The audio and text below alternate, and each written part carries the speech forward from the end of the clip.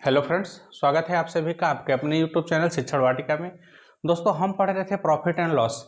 Profit and loss में हमने कल पढ़ा पार्ट थ्री में हमने क्या किया कि कंपटीशन के बहुत से प्रश्नों को देखा। आज हम लेकर के चल रहे हैं पार्ट 4। इसमें हम देखेंगे कि अगर हमें प्रॉफिट एंड लॉस में बट्टा काटने के लिए दिया जाए तो उस प्रकार के उस टाइप के प्रश्न को हम कैसे सॉल्व करते हैं। जैसे यहाँ पर प्रश्न देखिए क्या दिया गया है, 3 क्रमागत बट्टे यानी 3 वस्तु पर क्रम से बट्टे लग रहे हैं। पहले पे 20%, दूसरे पे 10%, तीसरे पर 5%।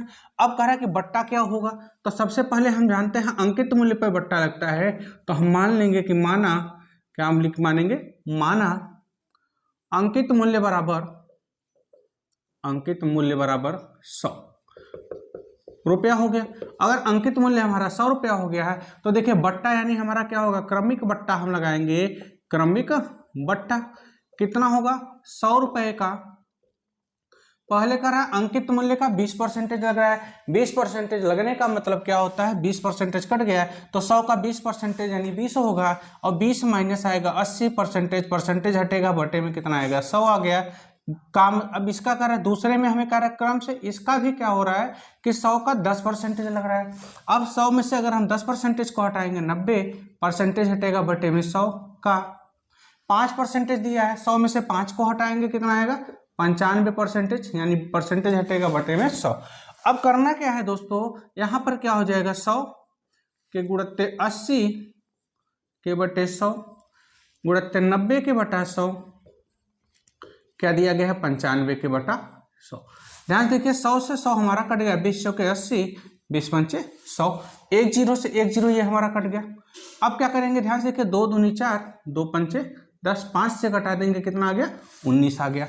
अब क्या होगा हमारा 2 9 18, 18 का 19 में गुणा करेंगे। ध्यान देखिए 18 का 19, 9 और 72 के 2, हाथ से लगा 7, 9 1 का 9, 8 1 का 8, 9 8 17, 7 34 के 4, हाथ से लगा 9 1 9 8 17, 17 7 24 के 4, हाथ से लगा 2, 1 1 का 1 2, 342 कितना आ गया 342 बटे 5। अगर हम 342 में 5 से डिवाइड करेंगे तो कितना होगा, 5 6 30, बचा 42, 5 8 40, यानी 68.4%। ये तो बट्टा आ गया टोटल, यानी टोटल मिला के कितना आ गया 68.4%। लेकिन पूछा क्या गया हमसे कि समतुल्य बट्टा ज्ञात कीजिए। हमें क्या करना है, समतुल्य बट्टा क्या होगा। और जब समतुल्य बट्टा पूछा जाए, ध्यान से देखिए करेंगे क्या, समतुल्य बट्टा। अगर समतुल्य बट्टा पूछा जाए तो समतुल्य बट्टा के लिए हम टोटल परसेंटेज जानते हैं कितना होता है 100%, और 100% में से ये जो बट्टा आया है टोटल, इसको हम क्या करेंगे माइनस कर देंगे। तो यहाँ पर हमारा क्या आ जाएगा, समतुल्य बट्टा आएगा, यानी 68.4 है। अब घटाएंगे कितना आएगा 100.0 लगा के 68.4 माइनस कर देंगे कितना आएगा 6, 9 में से 8 घटा, 9 में से 6 घटा 3, यानी कि यहाँ पर हमारा जो समतुल्य बट्टा आ गया 31.6%। यही हमारा क्या बनेगा, आंसर बनेगा। चलिए एक बार फिर से प्रश्न को देख लीजिए, क्या कह रहा है कि 3 बट्टे क्रमशः दिए हैं 20%, 10% तथा 5%।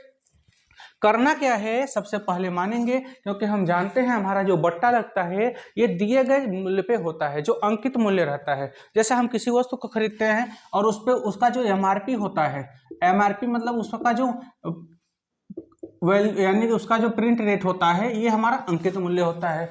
अब इसका ये 20% कट के मिल रहा है, तो 100 का हमने माना अंकित मूल्य कितना है 100 रुपया, 20% कट रहा है तो कितना होगा 100 का 20 कट गया तो 80%, परसेंटेज हटेगा, बटे में 100 का 90%, यानी 10 हटा 10% माइनस होगा तो 90 बटे 100, 5% कटेगा 95 बटे 100। अगर हम इसको कटा के मल्टीप्लाई करेंगे तो कितना आ गया 342 बटे 5, और हम भाग देंगे कितना आ गया 68.4%। और पूछा क्या गया हमसे, समतुल्य बट्टा पूछा गया है, और समतुल्य बट्टा में हम जानते हैं कि समतुल्य बट्टा बराबर टोटल परसेंटेज हमारा 100% होता है। 100 में से हम इसको माइनस करेंगे तो हमारे पास जो 31.6% आएगा, ये हमारा समतुल्य बट्टा है। चलिए इसी में का एक और प्रश्न लेकर के चलते हैं। चलिए देखिए दूसरा प्रश्न भी सेम वैसे ही है। क्या दिया गया है, 3 क्रमागत बट्टों यानी कि पहला 30%, 20% तथा 5% के समतुल्य बट्टा क्या होगा। यहाँ भी समतुल्य बट्टा पूछा गया है, तो हम सबसे पहले क्या करेंगे, मानेंगे कि माना अंकित मूल्य बराबर कितना हो गया 100 रुपया। अगर अंकित मूल्य हमारे पास 100 रुपया है तो यहाँ पर हम निकालेंगे तब विक्रय मूल्य निकाल लेते हैं। क्या निकाल लेते हैं? विक्रय मूल्य। तो विक्रय मूल्य कब हो रहा है कि 30% बट्टा काट के दे रहा है, तो 100 का 30% हमारा, तो 100 का 30% बट्टा कटेगा, तो 100 माइनस 30 बराबर कितना हो गया? 70% हटेगा, बटे में 100 आ गया। का 20% काटेगा तो 100 का 20% माइनस होगा, कितना आएगा? 80। 100 में से 20 घटा देंगे, 80% हटेगा, बटे में 100 का। यहाँ भी दिया गया है 5%, तो हम जानते हैं 100 में से 5 को घटाएंगे 95%, बटे हमारा परसेंटेज हटा 100 आ गया।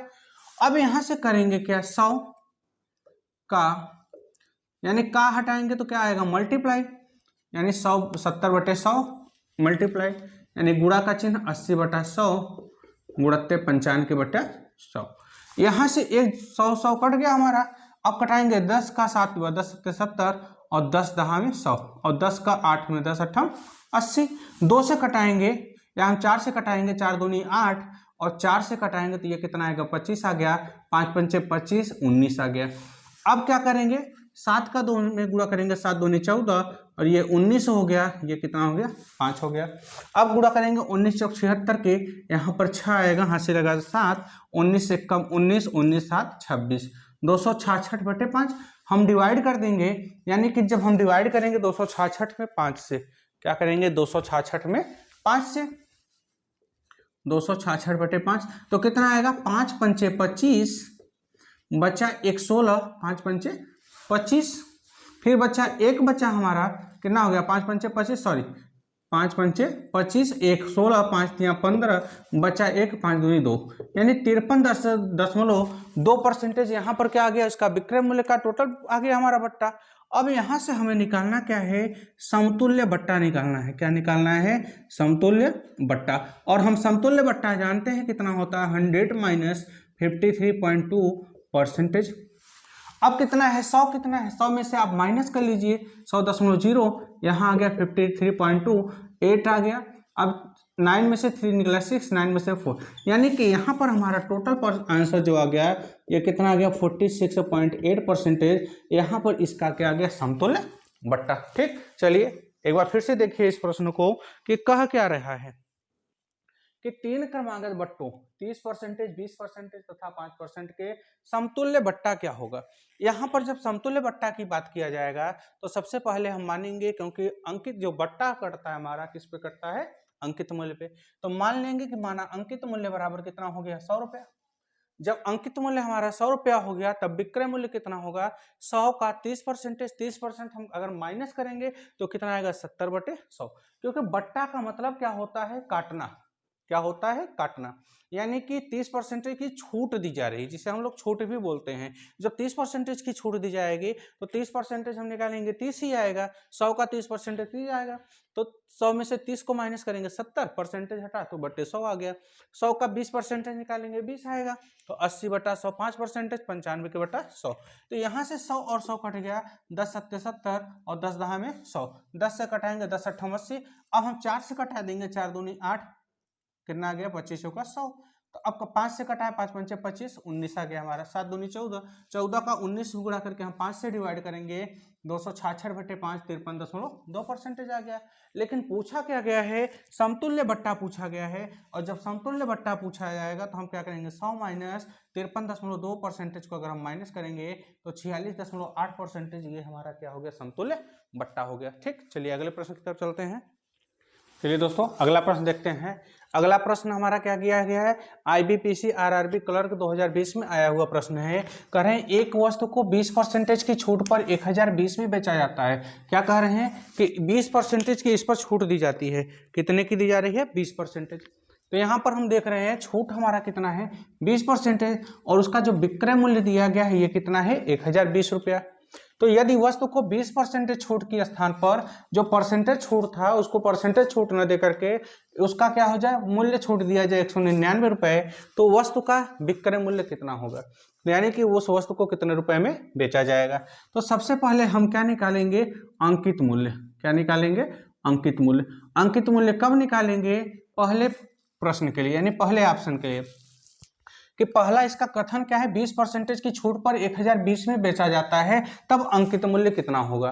तो अंकित मूल्य बराबर हमारा फार्मूला होता है, क्या होता है, विक्रय मूल्य गुणित 100/100 माइनस प्रतिशत बट्टा। यहां पर हमारा ये फार्मूला लगेगा तो कितना आ जाएगा, विक्रय मूल्य कितना दिया गया है, ध्यान से देखिए 1020 गुणित 100 बटे, अब 100 माइनस प्रतिशत बट्टा हमारा कितना है, 80 रुपया है। तो कितना होगा, 20 पंचे 100 और 20 चौके 80, 4 से कटाएंगे, 4 दूनी 8, 4 पंचे 20, 4 पंचे 20, तो कितना आ गया हमारा, 5 पंचे 25। ध्यान से देखिए, 5 पंचे 25 के 5 हंसी लगा 2, 5 पंचे 25 2 27 के 7 हंसी लगा 2, 5 दूनी 10 2 12, 1275 रुपये इसका क्या आ गया, अंकित मूल्य आ गया।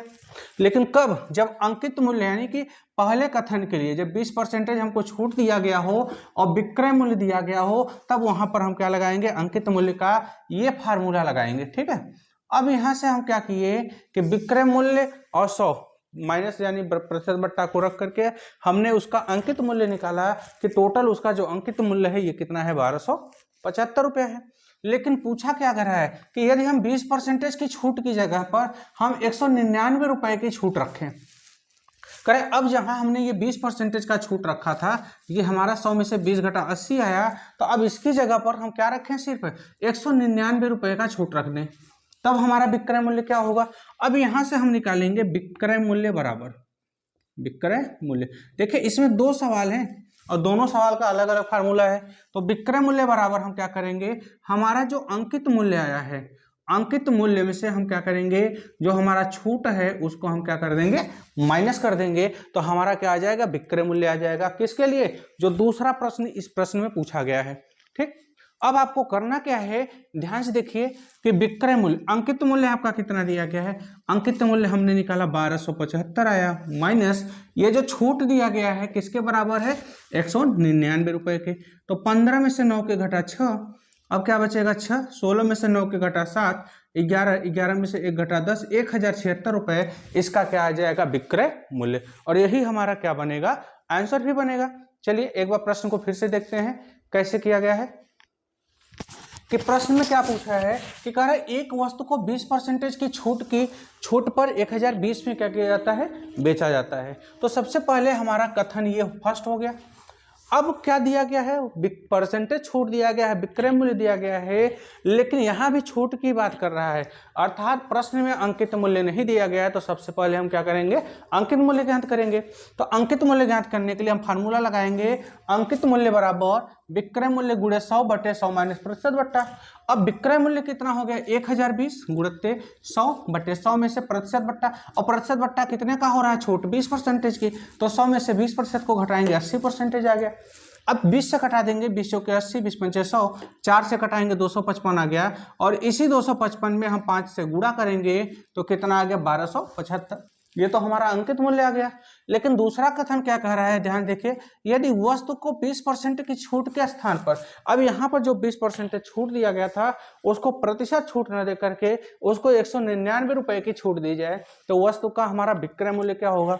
अब हमारा जो अंकित मूल्य में से 199 रुपए छूट दे रहा है, तो अंकित मूल्य में से छूट को हम क्या करेंगे, माइनस करेंगे, तो हमारा विक्रय मूल्य फार्मूला हो जाएगा, अर्थात अंकित मूल्य माइनस छूट बराबर 1275 में से 199 को घटाएंगे तो 1067 हमारा क्या आएगा, सॉरी 1076। ये इसका क्या हो जाएगा, हमारा आंसर हो गया, ठीक। चलिए अगले प्रश्न की तरफ चलते हैं। देखिए अगला प्रश्न क्या दिया गया है, कह रहा है एक लड़का 10 रुपए के 11 के दर से केले खरीदता है तथा 11 के 10 केले के दर से वह क्या करता है, बेचता है। तो लड़के को हुए प्रतिशत लाभ की गणना कीजिए। अभी इस टाइप का प्रश्न हम कैसे सॉल्व करते हैं, कल हमने बताया था। तो देखिए ये यूपीपीएससी लोअर अधीनस्थ परीक्षा 2016 में आया हुआ प्रश्न है दोस्तों। करेंगे क्या, हमने क्या बताया, जब इस तरीके के प्रश्न दिए जाए तो एक तरफ आप लिखेंगे क्रय मूल्य और दूसरी तरफ क्या लिखेंगे, विक्रय मूल्य लिखेंगे। अब 10 के 11 के दर से दिया है तो 10 रुपए का 11 केला हो गया। अब कह रहा है 11 के दर से, यानी कि 11 के दर से 10 केला बेच रहा है। तो अब यहाँ पर आपको कुछ नहीं करना है, सिंपल ट्रिक लगाना है। हमने बताया था इसका और इसका क्रॉस मल्टीप्लाई कीजिए तो 10 दहा में 100, पहले इससे है तो 10 दहा में 100, यानी ये 100 रुपया हो गया। और 11 इग्रहियां 121, ये इसका क्या हो गया विक्रय मूल्य। अब ये हमने बताया ये क्रय मूल्य के नीचे है तो ये क्रय मूल्य है, और ये विक्रय मूल्य के नीचे है तो ये क्या है इसका विक्रय मूल्य है। तो यहाँ से अगर हम लाभ की बात करेंगे तो लाभ बराबर हम जानते हैं विक्रय मूल्य माइनस क्रय मूल्य, बराबर कितना आ गया 21% हमारा क्या आ गया इसका प्रतिशत है, सॉरी 21%, इसमें 21 रुपए इसका क्या होता है लाभ हो जाता है। और पूछा क्या गया है प्रतिशत लाभ, तो हमने बताया परसेंटेज लाभ की बात की जाएगी तो परसेंटेज लाभ बराबर फार्मूला होता है लाभ बटे क्रय मूल्य गुणित 100। अब हम लाभ की बात करेंगे, लाभ 21 रुपए का हो रहा है, 21/100 के गुणे 100। अब यहाँ से 100 और 100 कट गया तो कितना आ गया 21%, इसको क्या होता है लाभ होता है। किसको इस लड़के को। देखिए करेंगे क्या, फिर से एक बार फिर से समझिए। हमने बताया है सिंपल ट्रिक होता है 10 के 11 जो भी दिया है पहले वाले को क्रय मूल्य और बाद वाले को विक्रय मूल्य में लिखेंगे।